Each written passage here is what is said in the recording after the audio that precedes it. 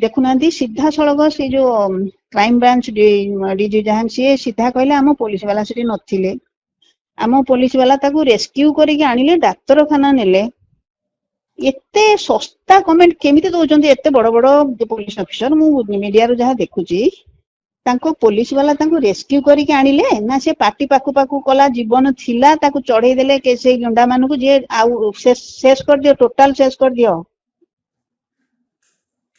ये जो जदि सस्ता कमेंट देबे आज्ञा आमे कहा पर भरोसा करबा गली गली बोली की खोजुथिला कोठी 3000 स्क्वायर फुट रो जगह से पाइबो सेटा हुए तो कहा इगो को हट करथिबो ताको रास्ता रो हटे देइचंती से सस्पेंशन कोन गोडे करिसंट आज्ञा से फेरे रीइंस्टेट हे जिवे किछि दिन एमती आपण माने लागि छंती बोली टिके स्वर सुना जाउची तापरे धीरे धीरे चपी जिवो सी आउ रीइंस्टेट हे जिवे तापरे मीडिया आउ केते केते कौन से चामेली फैमिली कौन सब घटना घटुची सियाड़ को मुहिबो तापरे मन गोटे गोटे खसी जिवे सरला आउ ता बापा मा तो बुढ़ा बुढ़ी मरि जिवे आउ किए स्वर उठेबो आज्ञा एबे ओडिसावासी सचेतन अछंती ओडिसावासी मुंडरे आउ की घटना पसी जिवो तापरे एटा धीरे धीरे दुर्बल हे जिवो ओडिसा अनै बसिची केबे ताकू न्याय मिलिबो एते सुंदर छुआटी हुए तो रोड एक्सीडेंट रे चल जाइथिले कि आउ कोनोसी दुर्घटना रे चल जाइथिले एते मन दुख होंता नहीं किंतु एते बढ़िया भलो आत्माटे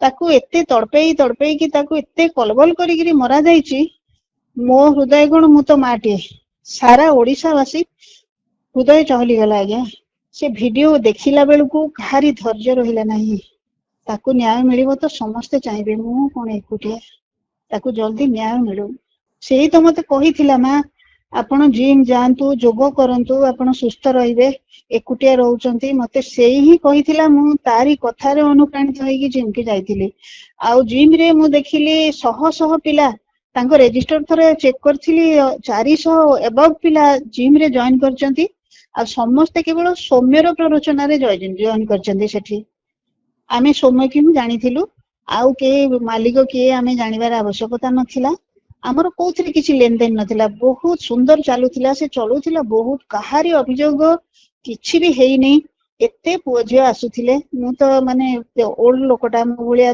4-5 जण बुढ़ा लोक आसुथिले आमे जोग करूथिलु सेठी जुम्बा देखुथिलु आ अन्य पिला माने बेस शृंखलित भाबरे बहुत शृंखलित भाबरे सेठी कारिया को करूथिले जोग करूथिले जुम्बारे डांस भी करूथिले मते बहुत भलो लागुथिला या सेठी समय चली जाउथिला केवल सौम्य जोगी से सब संभव होइथिला जे वर्तमान सौम्य मामला रे आपनकर कोन रहबो प्रतिक्रिया वर्तमान ए जो जिम सहित सौम्य रो इन्वॉल्वमेंट जिम सहित जिम मालिकंकर एवं दयाल गंगवार को इन्वॉल्वमेंट कोन रहितला मैडम हां मो सेटा कथा आसुची जे सौम्य सेतबेले भारी माने विचलित मोड रे बेले बेले मु देखे ताकू जेतले मो घर को आसे खाली कहे जे मु चाकरी छाड़ देबी मु पछरे ओरे चाकरी कहीं छाड़ दबो आजि कली चाकरी केते कष्ट रे मिले तू छाड़ दबो मान पई ना मा चाकरी भल लागु नै मु एई बिजनेस करबी आ सी मोटे किछि कहू नथिला आज्ञा सी तार निकट संपर्क मु कहबो ना मो आगरे एते बेसी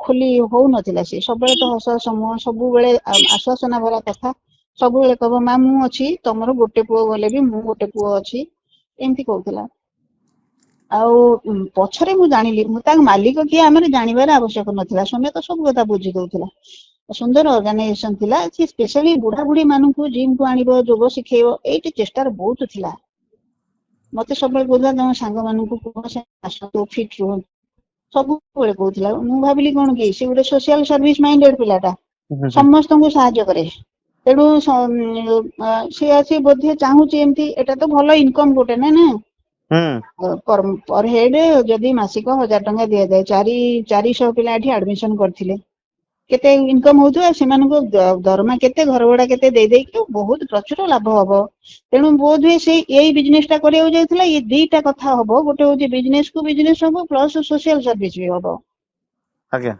तेनु मु भाबिली बोधे एइथि पई से चाकरी छाड़िया चाहूला किंतु भीतर कथा भीतर तार गला परे झरा पड़िला ना से गंगवार को मालिश करथुला सेठी तापरे थरे बाहरी जाइथिला से ताको बाहर कर दिया जाइथिला मु कहली कोन पई बाहरलु ना पैसा दउ नांती मागणा केते खटिबी तापर फेर कोन बुझा सुझा करी फेर से आस्तिला फेर हमरो ଖୁସି ବାସି ଚାଲିଥିଲା।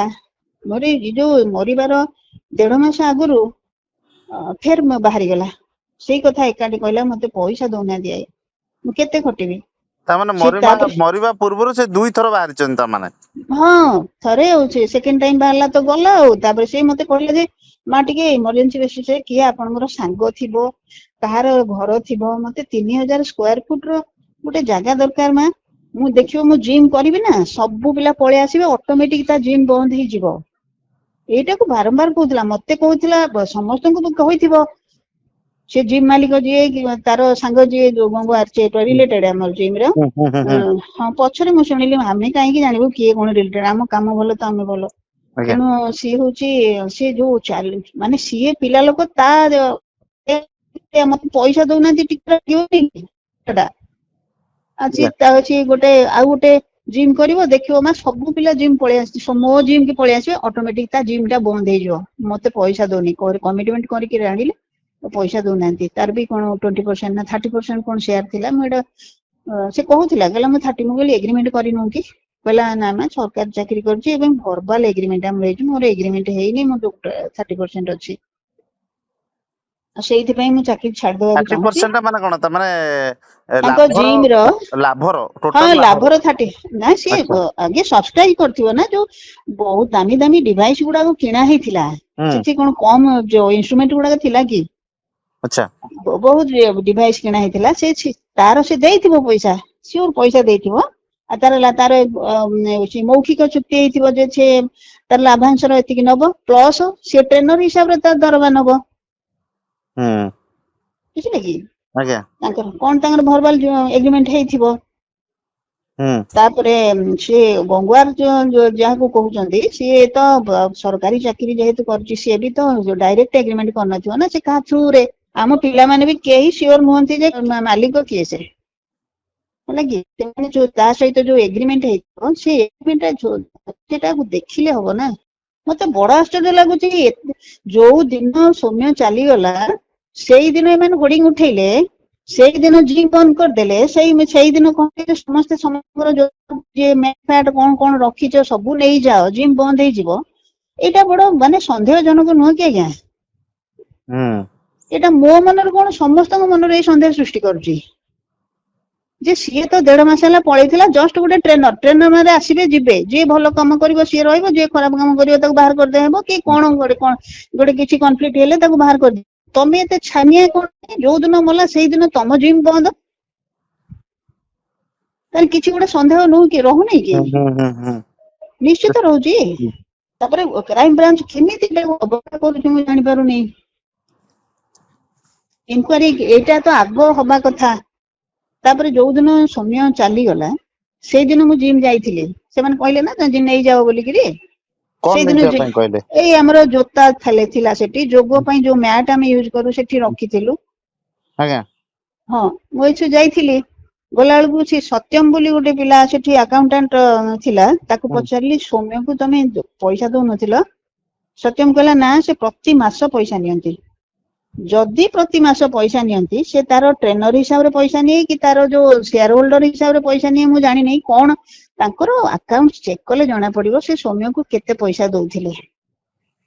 ହୁଁ ହେଲା କି? ହୁଁ କେତେ ପଇସା ଦଉଥିଲେ, କେବେ ଦଉଥିଲେ, ସେ ଯୋଉ ଦାମୀ ଦାମୀ ଇଏ ଗୁଡାକ ଇକୁଇପମେଣ୍ଟ ଗୁଡାକ କିଣା ହେଇଥିଲା, ତାକୁ ମାନେ କେମିତି କିଣା ହେଇଥିଲା, କିଏ ପଇସା ଦେଲା? ସେ ଯିଏ ଜିମ୍ ମାଲିକ ପଇସା ଦେଲା। ସେ ଜିମ୍ ମାଲିକର ସୋର୍ସ ଅଫ ଇନକମ କଣ, ସେ କୋଉଠୁ ଏତେ ପଇସା ଆଣିଲେ? ଯଦି ତାଙ୍କର ନିଜସ୍ୱ ପଇସା, ସେ ଇନକମ ଟ୍ୟାକ୍ସ ଦେଇଛନ୍ତି କି ନାହିଁ? ଯଦି ସେ କୋଉଠୁ ଧାର ଆଣିଲେ, କିଏ ତାଙ୍କୁ ଧାର ଦେଲା? ତା ଭିତରେ ଖୋଳିଲେ ଆଜ୍ଞା ବହୁତ ଜିନିଷ ବାହାରିବ। ମତେ ଆଶ୍ଚର୍ଯ୍ୟ ଲାଗୁଛି, ଜଣେ ସାଧାରଣ ଲୋକ ହିସାବରେ ଜିମ୍ ଆଡକୁ କାହିଁକି ଫୋକସ କରାଯାଉ ନାହିଁ? ତାପରେ ଯିଏ ହଉଛି ସେଣ୍ଟର ଅଫ ମାନେ ଆର୍ଗୁମେଣ୍ଟ ବର୍ତ୍ତମାନ ହେଇଛି, ସେ ଲାଇମ ଲାଇଟ ରେ ଅଛି, ତାକୁ କୌଣସି ଇଣ୍ଟ୍ରୋଗେସନ ହଉନାହିଁ। ସେ ନେଇଥିଲା ତାଙ୍କ ଗାଁରୁ, ମୁଁ ଶୁଣିଲି ସେ କଣ ସେ ସବୁଦିନ ତା ବାପା ତାକୁ ଷ୍ଟେରଏଡ ଦିଅନ୍ତି। ମୁଁ ତାଙ୍କ ଗାଁକୁ ଯାଇଥିଲି। ସେଠି ତା ମା କହିଲେ ସେଇଦିନ ଓମ୍ ହିଁ ଦେଇଥିଲା ତାକୁ ଷ୍ଟେରଏଡ। ଓମ୍ ତାକୁ ନେଇକି ଆସିଥିଲା। ସେଇ ଓମ୍ ସାଙ୍ଗରେ ତାର ଭୀଷଣ ଗଣ୍ଡଗୋଳ ହେଇଥିଲା। ଫେର ଓମ୍ କେମିତି ତା ସାଙ୍ଗରେ ମିଶିଲା, ତା ମା ତ ବାରମ୍ବାର କହୁଛନ୍ତି ଏ ମାସେ ଆଗରୁ 600 ଟଙ୍କା ଦେଇକି ତାର ବିଶ୍ୱାସ ଜନ୍ମେଇବ ବୋଲି ତା ସାଙ୍ଗରେ ମିଶୁଥିଲା। ଏଇଟା ତ ଏଇ ସୌମ୍ୟ ତ ସରଳ ବିଶ୍ୱାସୀ। ଓମ୍ ବାହାରି ଯାଇ ଗଲା ପରେ ଓମ୍ ଆଗେ ତ ତାକୁ ଗୋଡ ଛୁଇଁକି ଜୁହାର ହଉଥିଲା, ମାମୁଁ ବୋଲି କହୁଥିଲା। ଆଉ ବାହାରି ଗଲା ପରେ ତୁ ତା କରିକି ବହୁତ ଖରାପ ଭାଷାରେ ଗାଳି ଗୁଲଜ କରୁଥିଲା। ଆଉ କେତେ ଜଣ ପିଲା ଦେଖିଛନ୍ତି। ମୁଁ ତାକୁ ସୌମ୍ୟକୁ କହିଲି ତତେ କଣ ଏମିତିଆ କଣ ଗାଳି ଗୁଲଜ କରୁଛି କି ରେ, ତୋର ଭଣଜା ହବ ପରା, ଏମିତି କଣ କାହିଁ ସେ ବାହାରିଲା? ନା ମା ସିଏ ମୁଁ ତାକୁ ଅଡସପୁର କଣ କଣ ସବୁ କହିଲା। ମୁଁ ସେତେବେଳେ ଏତେ ଇଣ୍ଟରେଷ୍ଟେଡ ହେଇକି ଶୁଣିନି, ସେ ତ ବାହାରି ଗଲା ଗଲା। କିନ୍ତୁ ସିଏ ହଉଛି ଏତେ ଗାଳି ଗୁଲଜ କରିଲା ଯୋଉ ମୁଁ ତାକୁ କହିଲି, ସେ କହିଲା ଭଗବାନ ସେ କଥା ବୁଝିବେ, ମୋର ଯଦି ଦୋଷ ଥିବ ତାପରେ ମୋ ଉପରେ ପଡିବ, ନହେଲେ ଦୋଷ ନଥିଲେ ସେଟା ସିଏ ଭଗବାନ ବୁଝିବେ, ଏଇଆ ହିଁ କହିଥିଲା। ତାପରେ କେମିତି ସିଏ ପିଲା ତା ସହିତ ଫେର ଆଟାଚ ହେଲା, ଫେର ତାକୁ ସେ କ୍ଷମା କରିଦେଲା, ଫେର ତା ସହିତ ମିଶିଲା। ଏ ସବୁ ତାପରେ ସୌମ୍ୟ ଯୋଉ ବାହାରି ଗଲା ପରେ ହେଇଥିବ ଏଗୁଡାକ ସବୁ। ଅପିଲ ଏଇ କରିବେ। ଆଜ୍ଞା ଏଇ ଜିମ୍ ର ଆକାଉଣ୍ଟ ଦେଖନ୍ତୁ, ଜିମ୍ ର ଆକାଉଣ୍ଟ ଦେଖନ୍ତୁ। ସେ ଓମ୍ ସେ ଯୋଉମାନେ ଆଟାଚ ଅଛନ୍ତି ଜିମ୍ ସହିତ ସମସ୍ତଙ୍କୁ ପଚରା ଉଚରା କରନ୍ତୁ। ସମସ୍ତେ କଣ କହିବେ, ସେ ସମସ୍ତେ ତ ଆସୁଥିଲେ ତାଙ୍କର ଏକ୍ସରସାଇଜ କରୁଥିଲେ ପଳଉଥିଲେ। ଯୋଉମାନେ ସେଠି ଥିଲେ ଟ୍ରେନର, ଯୋଉମାନେ ସୌମ୍ୟକୁ ଭଲକିରି ଜାଣିଛନ୍ତି, କେହି କିଛି ଜାଣିଥିବେ ନିଶ୍ଚୟ। ମୁଁ ଜଷ୍ଟ କଣ ମାନେ ସେ ଆସୁଥିଲା ମୋ ଘରକୁ ଖାଇବା ପାଇଁ, ଏଠି କିଛି ସମୟ ବସେ, କିଛି ପେନସିପ ମୁଡରେ ରହିଲେ ଆସିକି ଚୁପଚିନା ବସିବ, କିଛି କହିବନି। ମୁଁ ତାକୁ କଣ ଖାଇବୁ ପଚାରିଲେ ଯାଇକି ହଁ ହାଁ କରିକି ମୁଁ ତାକୁ କଣ କରିକି ସାଙ୍ଗେ ସାଙ୍ଗେ ତାକୁ ଦେଇଦିଏ ଖାଇବା ପାଇଁ। ଏଠି ଖାଲି ବସେ ଚୁପକିନା, କିଛି ଭିତର କଥା କହିନି ଆଜ୍ଞା। ଖାଲି ମୁଁ ତା ପାଟିରେ ଶୁଣିଛି ମୁଁ ଚାକିରି ଛାଡିଦେବି ବାରମ୍ବାର ଶୁଣିଛି। ପାଖରେ ମୋ ଘର ବୋଲି କିଛି ଗୋଟେ କଣ ଗୋଟେ ହେଲେ ମା ବୋଲି ଭାବିକି ବୋଧେ ତାକୁ ଆଶ୍ୱାସନା ମିଳେ କି କଣ, ସେ ପଳେଇ ଆସେ। ମୁଁ ଆଉ କଣ ଜାଣି ତା ଭିତର କଥା କିଛି ଜାଣିନି। ମତେ କିନ୍ତୁ ଲାଗୁଛି ଏଇଠି ଖୋଳତାଡ କଲେ ନିଶ୍ଚିତ ଭାବରେ ବାହାରିବ କାହା ପଇସା ଏଠି ଲାଗିଛି। ସେ ପଇସା ଏଇ ଯୋଉ ଚ୍ୟାଲେଞ୍ଜ କଥା କହିଲା, ଇଏ ତାର ସ୍ୱଭାବସୁଲଭ ଭଙ୍ଗୀରେ କହିଦେଲା ଯେ ମୁଁ ଗୋଟେ କରିବି ଖୋଜୁଥିଲା, ଗଳି ଗଳି ବୁଲିକି ଖୋଜୁଥିଲା କୋଉଠି 3000 ସ୍କୋୟାର ଫୁଟ ର ଜାଗା ସେ ପାଇବ।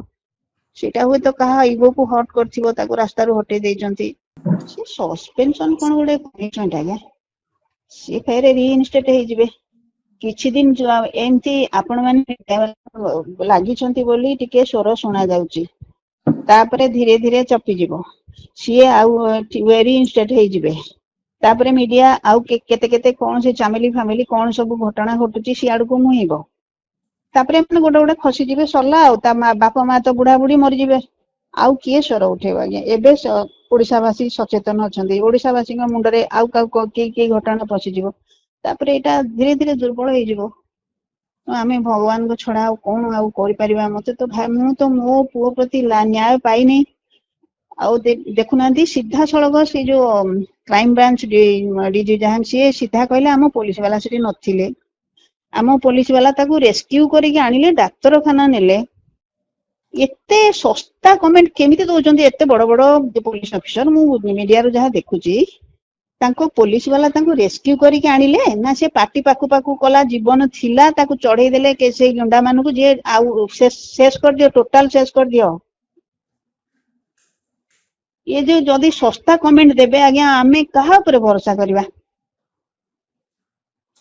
କାହା ଉପରେ ଭରସା କରିବା ଆଜ୍ଞା? ମାନେ ଭରସା ତୁଟି ଯାଉଛି ପୋଲିସ ବାଲାଙ୍କ ଉପରେ।